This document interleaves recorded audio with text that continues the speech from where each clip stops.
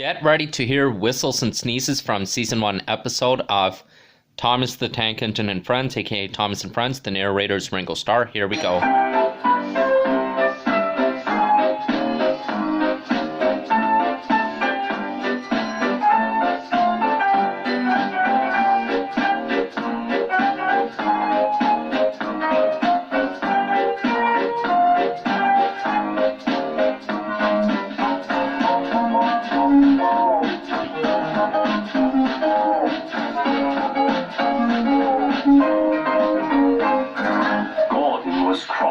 Why should Henry have a new shape, he grumbled. A shape good enough for me is good enough for him. He goes gallivanting up to crew, leaving us to do his work, and comes back saying how happy he feels. It's disgraceful. And there's another thing. Henry whistles too much. No respectable engine ever whistles loudly at stations. It isn't wrong, but we just don't do it. Poor Henry didn't feel happy anymore. Never mind, whispered Percy. I'm glad you're home again. I like your whistling. Goodbye, Henry, called Gordon. We're glad to have you with us again, but remember what I said. Later, Henry stopped at Edward's station.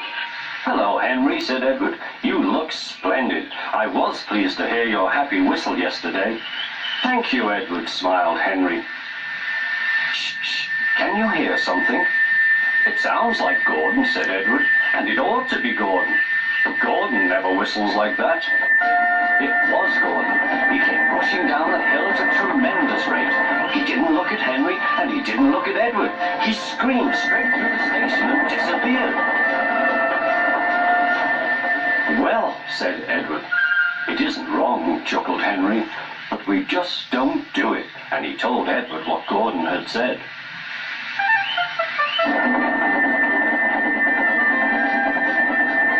Meanwhile, Gordon screeched along the line. The noise was awful.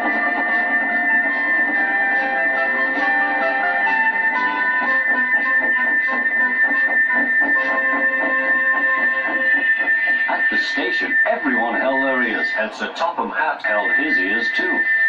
Take him away, he bellowed, and stop that noise! Gordon puffed sadly away, but he wouldn't stop whistling until two fitters climbed up and knocked his whistle valve in place. That night, Gordon slunk into the shed. He was glad it was empty. It isn't wrong, murmured Henry to no one in particular, but we just don't do it. No one mentioned whistles. Next morning, Henry was enjoying himself enormously. I feel so well, he sang. Trickety-tock, on his coaches. Then he saw some boys on a bridge. Peep, peep, hello, he whistled. Oh, he called. The boys didn't wave and take his number. They thought it fun to drop stones on him instead. They've broken our glass, sobbed the coaches. The passengers weren't hurt, but they were cross. Call the police. No, said the driver. Leave it to Henry and me. What will you do, they asked. Can you keep a secret? Yes. Well then, said the driver. Henry is going to sneeze at those boys.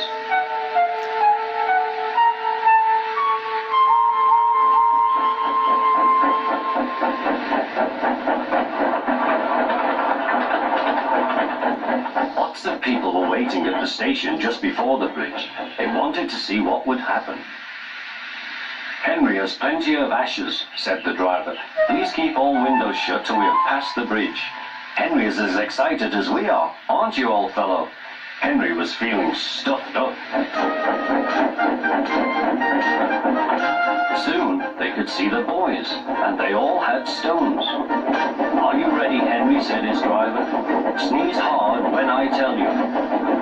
Now, he said. Achoo, shoot.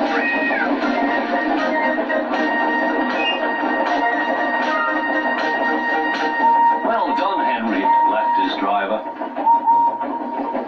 Henry went home very pleased with himself. He had taught Gordon and silly boys a lesson with a whistle and a sneeze.